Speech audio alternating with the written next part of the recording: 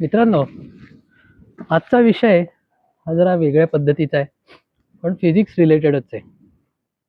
म्हणजे मी बऱ्याच वेळेला 8वी 9वी 10वीच्या मुलांचं असं ऐकतो की यार, फिजिक्स मला एवढं काही कळत नाहीये आणि मला वाटतंय मला त्याची गरज पण नाही. कारण मला तर काही सायन्सला जायचं नाही. त्यामुळे आता जेवढं जमेल तेवढं मी शिकीन आणि आय डोंट नीड इट. तर मित्रांनो, आजचा माझा विषय एक्झॅक्टली तोच आहे की फिजिक्स हा विषय नक्की कोणी शिकायची गरज आहे आणि त्याचे कन्सेप्ट नक्की कोणाला समजून घ्यायची गरज आहे. तर मित्रांनो, आज आपण सुरुवातच करूया काही अशा माणसांच्या उदाहरणातून की जे वरकरणी आपल्याला फिजिक्सचं शिकलेले, सायन्स शिकलेले, इंजिनियर झालेले अशी माणसं वाटत नाही.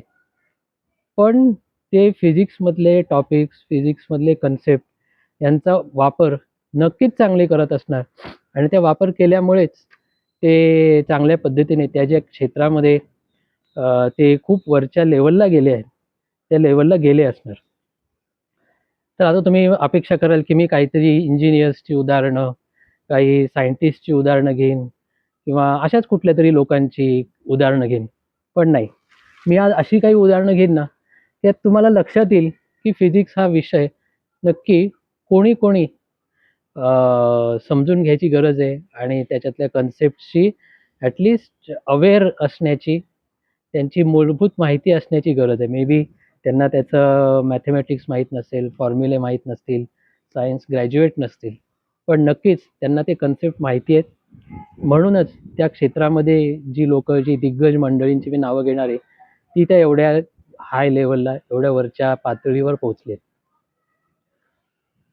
Okay.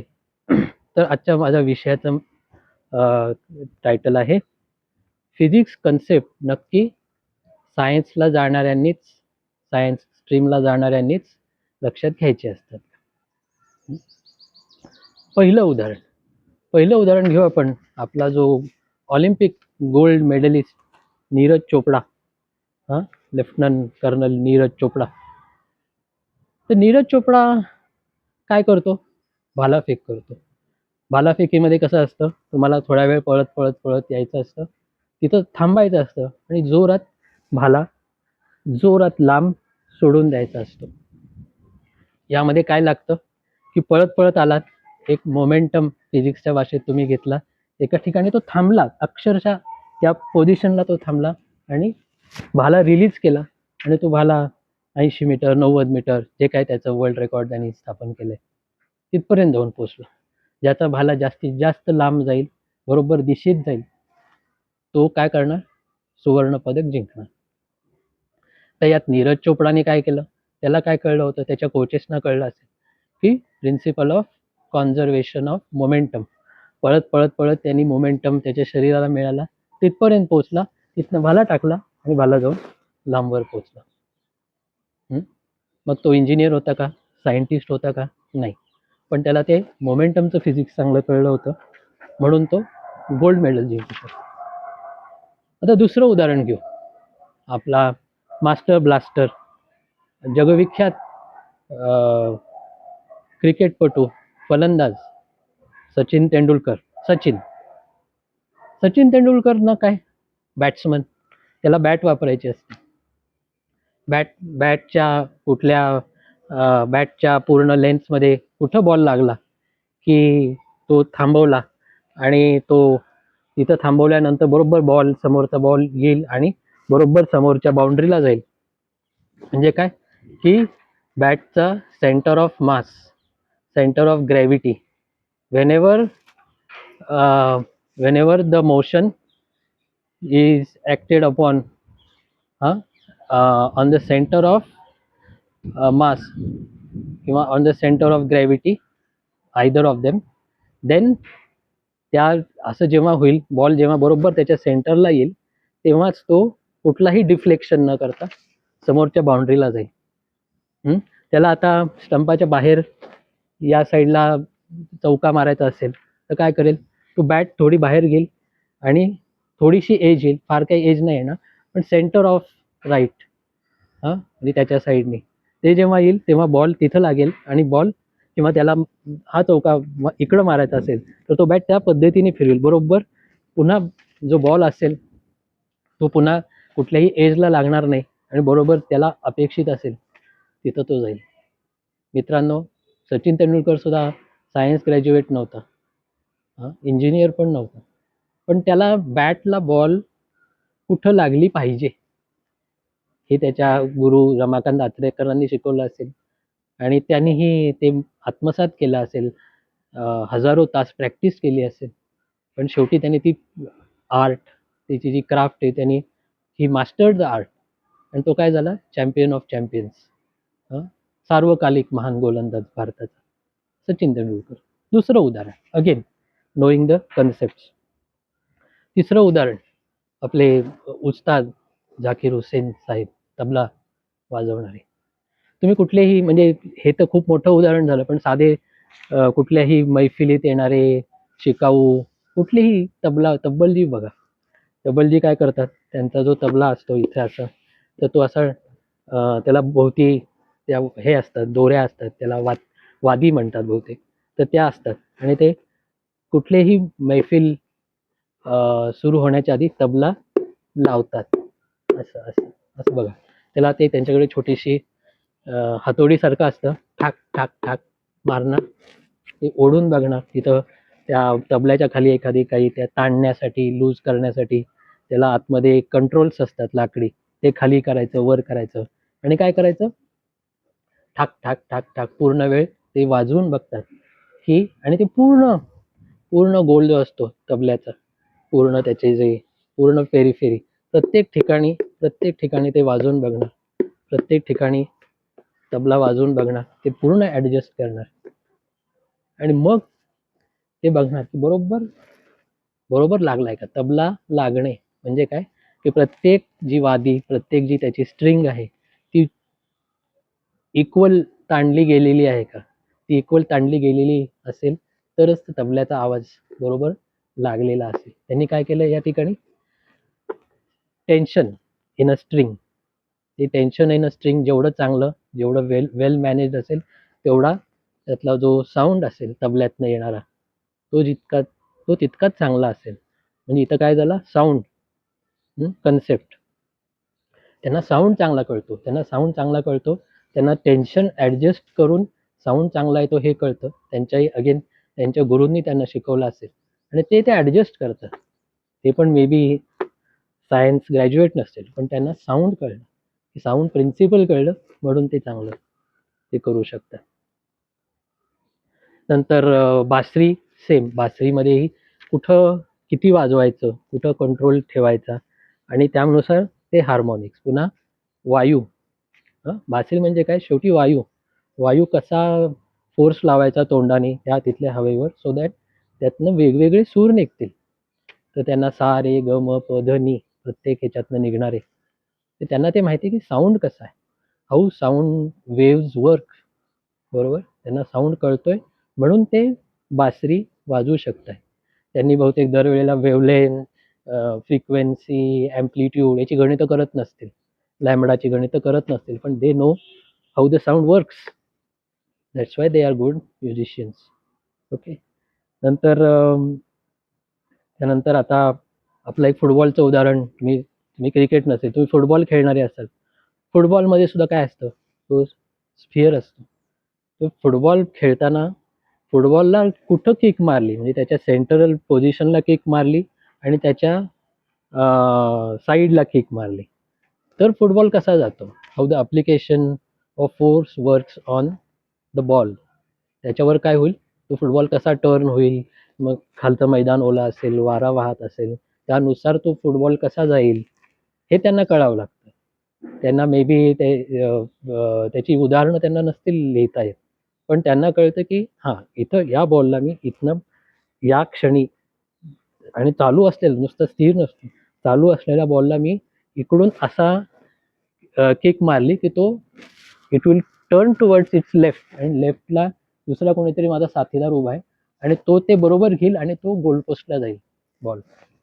So they know how physics works.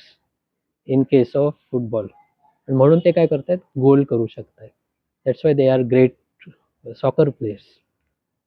Same with badminton. बॅडमिंटनमध्येही ती पूर्ण आतमध्ये स्ट्रिंग ताणून बसवलेली असते आणि त्याच्यावर तू कुठं फुल किंवा आपलं शटलकॉक पडलं की ते कसं परत मागं जातं, त्यानुसार ते जाऊन प्रत्येक कोर्टवर पळून पळून पळून they are just helping it go back towards the opponent. Again they know how the strings work, the surface tension in a badminton racket works. आणि त्याच्यानुसार तो जो फोर्स आहे, फोर्स ऑफ इलास्टिसिटी बॅडमिंटनच्या केसमध्ये, त्यानुसार ते it works and it goes back to the opponent. आणि त्यानुसार ते किती वेळ रॅलीज, बॅडमिंटनमध्ये त्याला रॅलीज म्हणतात की ह्यानी मारलं त्यानी मारलं, ह्यानी मारलं त्यानी मारलं, यानी. So they know how to give the surface of the racket to one side so that it reflects exactly to the opponent and not outside of the court. त्यांना ती डिरेक्शन माहिती आहे. अगेन वेक्टरमध्ये आपण म्हणतो की ॲम्प्लिट्यूड माहिती पाहिजे, direction माहिती पाहिजे. बॅडमिंटनमध्येही काय की ॲम्प्लिट्यूड किती किती जोरात मारायचं आहे आणि त्याची त्याची डिरेक्शन कशी असली पाहिजे so that it does not go out, it goes inside. Again force, physics, mechanics, त्यांना इक्वेशन ऑफ मोशन बॅडमिंटन खेळताना नसेल सुचत किंवा त्यांना गरज पण नाही पडत. May be they are not physics graduate engineers, but they know how it works, how force works on of elasticity works, tensile force जो काय असतो त्या badminton, they know how it works so that they can utilize it in the proper direction. नंतर अजून एक तुमचा, आता तुम्ही काही म्हणत असाल की हां आम्ही आता मूव्हीज बनवणं, मूव्ही मेकिंग, कॅमेऱ्यामध्ये तर काय हो की लाईट कुठनं येतोय, सकाळी लाईट कसा असतो, संध्याकाळी लाईट कसा असतो, डिफ्यूज लाईट कसा असतो, रिफ्लेक्ट व्हायला पाहिजे, लाईट इंटेन्सिटी एवढी पाहिजे, मागचं बॅकग्राऊंडमध्ये हे कलर्स पाहिजेत मला त्या शॉटला expected. So I should know how the light will work, how the light will work in my background and how the camera will process the light. Again it comes to physics and optics, correct. नंतर अगदी तुम्ही आता wild life मध्ये तुम्ही चालणारे असाल, फॉरेस्टमध्ये काम करणारी लोक, त्यात सुद्धा काय असतं की तिथले जे जंगली श्वापद प्राणी असतात, they are good with sense of smell. Smell म्हणजे काय पुन्हा की आपण एका मागच्या ऑडिओमध्ये बोललो होतो की स्मेलमध्ये म्हणजे काय की तो जो वास असतो तो हवेमध्ये पसरत असतो. So whenever we are going to look out for a tiger, त्यांचं असं म्हणणं असतं की वाघ असतो, वाघाला वास वासाची जाणीव ही खूप स्ट्रॉंग असते. तेव्हा तुम्ही वाघाच्या मागे जात असाल तेव्हा अशी काळजी घ्या की तुमच्या अंगावरून येणारा जो वारा आहे तो वाघापर्यंत जात नाहीये, otherwise he will smell you. ते ऑलवेज से की जेव्हा तुम्ही एखाद्या अभयारण्यामध्ये एखादा वाघ बघता किंवा एखादा बिबट्या बघता, त्यांनी तुम्हाला ऑलरेडी 10-15 वेळा बघून झालेलं असतं, because they have very good sense of smell. Even वाघ किंवा ते पण काही चांगले सायन्स ग्रॅज्युएट नाहीत, but they work on the smell, they can figure out there is a human here. तसंच मग तुम्हालाही तिथे अलर्ट राहावं लागतं की okay I should be careful की मी कुठले स्मेली कुठले डिओड्रंट मारून जात नाहीये आणि त्याला माझ्या अंगावरून जाणारा वास त्याच्यापर्यंत पोहोचत नाहीये, असं मी स्वतःला पोझिशन करतोय. Again the concept of physics come to your rescue. नंतर अगदी तुम्हाला आता तुम्हाला स्विमिंग शिकायचं असेल, you must be maybe a good swimmer. मग तुम्हाला त्यासाठी काय करावं लागतं की तुम्हाला पोहत असताना रेझिस्टन्स, पाण्याचा रेझिस्टन्स तुम्हाला कमी व्हावा लागतो. Otherwise you will waste a lot of energy and force in coming against water. मग काय की तो हात कसा टाकला पाहिजे, बॉडी कशी वळली पाहिजे आणि ती कशी कमीत कमी रेझिस्टन्सने हात आत गेला पाहिजे so that you will move faster.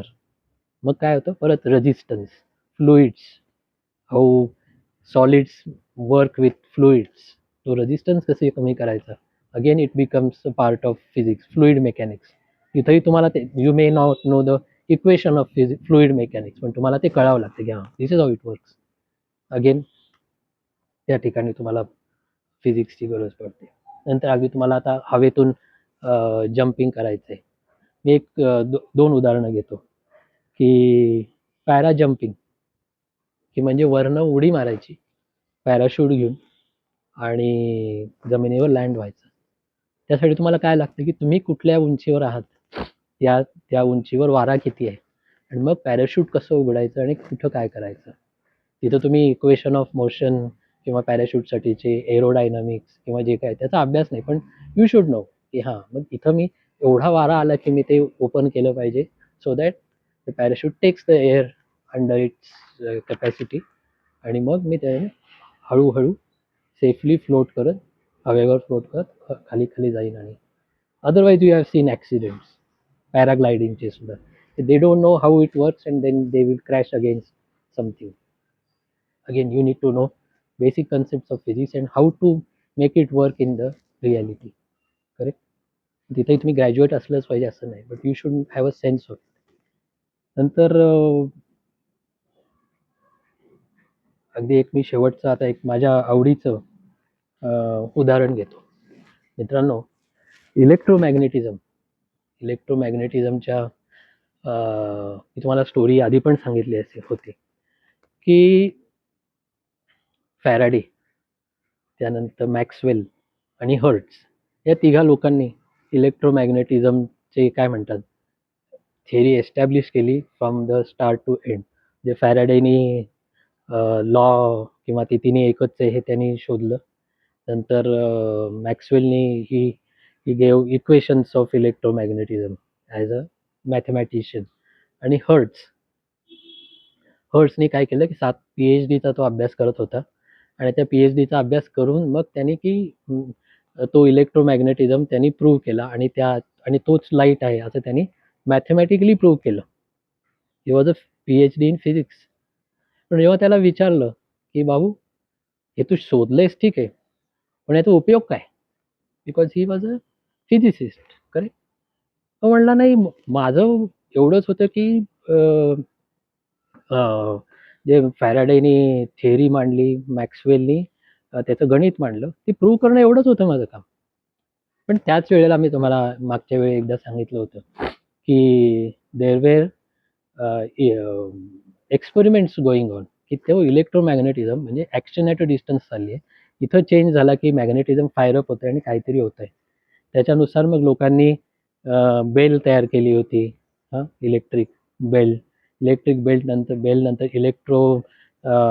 त्यानंतर टेलिग्राफ तयार केला होता. टेलिग्राम तयार केला होता. आणि त्यांनी शोधायला सुरुवात केली होती, की हां, इथं हे क्लिक केलं, की तिकडं काहीतरी होतं. असं करत साधारण 1890s जेव्हा मी तुम्हाला मगाशी सांगितलं, की मॅक्सवेलनी ते प्रूव्ह केलं, तोपर्यंत ऑलमोस्ट टेलिग्राफ हा युरोपामध्ये आणि अमेरिकेमध्ये त्याच्या आसपास एस्टॅब्लिश झाला होता. करेक्ट आहे. आणि त्या काळामध्ये म्हणजे आपल्याला ही खूप नावं आपल्याला ही माहिती आहेत. जे त्या काळातला आपल्याकडचे जगदीश चंद्र बोस होते आणि ते तिथेही अनेक ऑलिव्हर लॉज आणि अनेक लोक तिथे काम करत होते. पण शेवटी जो मार्कोनी होता, गुलियामो मार्कोनी या इटालियन शास्त्रज्ञाचं नाव तुम्ही ऐकलं असेल. तो Markovnikov may not be a great engineer किंवा तो इंजिनियर नसेल पण तो काय होता, he was a business honestly. म्हणजे त्याने हे शोध लावले नव्हते. पण त्याला हे कळत होतं, की जगभरामध्ये म्हणजे अमेरिकेतल्या काही लोकांनी म्हणजे विलियम स्टर्जन यांनी इलेक्ट्रोमॅग्नेटिझम शोधलं. टेस्लानी AC करंट आणि त्या गोष्टीचा आणि वायरलेसचा शोध निकोला टेस्लाने लावला होता. पण again Tesla was an engineer. He was not a businessman. पण मार्कोनीला कळलं, की यांनी तो शोध लावलाय आणि नंतर यांनी इलेक्ट्रोमॅग्नेटिझम तयार केलंय. नंतर टेस्ला नावाचं कोणीतरी आहे, त्यांनी वायरलेसली या गोष्टी करता येतात. म्हणजे जो वायरमधनं टेलिग्राम जात होता, तो वायरलेसली जातोय, हे त्यांनी वाचलं होतं. आणि तेव्हा मार्कोनी काय होता, एक बिझनेसमन होता आणि त्याला दिसत होतं, की जेव्हा युरोपामध्ये सगळ्या देशातनं, सगळ्या खंडातनं, सगळ्या जगामधून येणारी जी जहाजं होती, ती युरोपामध्ये यायची, तेव्हा त्यांना अनेक वेळेला ॲक्सिडेंट व्हायचे. कारण जेव्हा जहाज येतं, तेव्हा त्याला की तो कुठं आहे, ते जहाज कुठं आहे, त्याची पोझिशन कुठं आहे आणि ते सगळं करायला they didn't have a system to communicate with the people on land. जेव्हा समुद्रात गेले की गेले. Then they lose contact. पण मग मार्कोनीला हे लक्षात आलं, की अरे हे जे वायरलेसचं यांचं जर चाललंय, या लोकांनी जे शोधलंय, it might be of great use या लोकांसाठी, जहाजावरच्या लोकांसाठी. म्हणून मग मार्कोनीला कळलं, की अरे हां, मला याचं पेटंट घेतलं पाहिजे. He took it in wrong means, agreed. पण त्याला त्याचं ॲप्लिकेशन कळलं होतं आणि त्याने ते काय ब्रिटिश पोस्ट टेलिग्राफ ऑफिस यांच्याबरोबर त्यांनी संगनमत केलं आणि त्याचं पेटंट मिळवलं आणि त्या पेटंटच्या बेसवर त्यांनी एक मोठं साम्राज्य, टेलिकम्युनिकेशनचं मोठं साम्राज्य त्यांनी युरोपामध्ये आणि अमेरिकेमध्ये एस्टॅब्लिश केलं. करेक्ट. सो मार्कोनी हा एखादा स्ट्रॉंग भारी इंजिनियर नसेल, बट त्याला माहीत होतं की ह्या फिजिक्सच्या कन्सेप्टचा वापर कोणाला होणार आहे. त्यासाठी त्याला फिजिक्सचे कन्सेप्टची माहिती घ्यावी लागली. ओके. सो कुठल्याही ठिकाणी तुम्ही जाऊन बघाल की अशा कुठल्याही माणसाला फिजिक्सचे कन्सेप्ट, त्याचा जो कोअर कन्सेप्ट त्याच्या बिझनेसचा जो होता, त्याला जो फिजिक्सचा कन्सेप्ट त्याला बॅकग्राऊंड कन्सेप्ट असेल ते त्यांनी लक्षात घेतले आणि understanding that he could do many things because he had the knowledge of the core concept. Correct. त्यामुळे तुम्हाला अनेक उदाहरण दिली, स्पोर्ट्समनची उदाहरण दिली, म्युझिशियनची उदाहरण दिली, नंतर अनेक ॲक्टिव्हिटी करणाऱ्या लोकांची उदाहरण दिली, फिल्म मेकर्सची उदाहरणं दिली आणि बिझनेसमनची उदाहरण दिली. या सगळ्यांना जरी ते इंजिनियर नसले, जरी ते फिजिसिस्ट नसले, जरी ते सायंटिस्ट नसले, still they knew the concept that was foundational to their core activity, may be it sport or music or मार्कोनीच्या भाषेत त्याचा जो टेलिग्राफचा टेलिकम्युनिकेशनचा बिझनेस, त्याला ते कळलं, त्याने ते वाचलं. त्याने ते वाचलं नसतं तर त्याला कधीच लक्षात आलं नसतं की असं काहीतरी आहे की जे माझ्या बिझनेसला उपयोगी पडेल. तर त्यामुळे त्यांनी ते जाणून घेतलं आणि त्यांनी त्या गोष्टी केल्या. एक शेवटचं उदाहरण देतो मी. आता जो मार्कोनी किंवा त्यांच्या काळामध्ये 1800 म्हणजे 1850s टू 1890s या काळातल्या या सगळ्या जगातल्या घडामोडी आणि त्या काळात सगळीकडे ब्रिटनमध्ये, अमेरिकेमध्ये आणि युरोप खंडामध्ये सगळीकडे हे टेलिग्राम आणि टेलिग्राफ पसरत होतं. तुम्हाला आठवत असेल मित्रांनो की त्याच काळामध्ये भारतात काय चाललं होतं. 1857 फर्स्ट वॉर ऑफ इंडिपेंडन्स, सावरकरांनी म्हणल्याप्रमाणे. त्या काळात काय होतं की आपले क्रांतिकारक होते, ते काही होते भारताच्या कलकत्त्यामध्ये, काही होते दिल्लीमध्ये, काही काही महाराष्ट्रामध्ये होते, काही खाली चेन्नईमध्ये, काही म्हणजे चेन्नई म्हणजे कुठंतरी साऊथ इंडियामध्ये असतील. तर त्यांना हे जे त्यांनी राष्ट्रीय उठाव त्यांनी सुरू केला, तर त्यांना एकमेकाला संदेश पोहोचवावेच लागत असतील. ते कसे द्यायचे? घोड्यावरून किंवा त्यांच्या दूतांकडून. आणि ब्रिटिश लोकांचं काय होतं, तोपर्यंत ऑलरेडी आग्र्यापासून कोलकाता, जिथं त्यांचा व्हॉइसरॉय बसायचा, तिथपर्यंत त्यांची टेलिग्राफ लाईन एस्टॅब्लिश झाली होती. म्हणजे ब्रिटिश लोकांना त्यांच्या हेडक्वार्टर किंवा कुठनं जिथनं त्यांच्या व्हॉइसरॉयला मेसेज द्यायचा असेल, ते कुठल्या स्पीडनी होईल? लाईट स्पीडनी होईल, स्पीड ऑफ लाईट. आणि आपल्या क्रांतिकारकांना जर का तोच मेसेज, त्यांचे मेसेज द्यायचे असतील तर काय, इथून तिथपर्यंत घोडा, तिथून तिथपर्यंत घोड्यावरून, तिथं कोणी भेटेल. So it may take weeks. So it was a battle of weeks against minutes or seconds.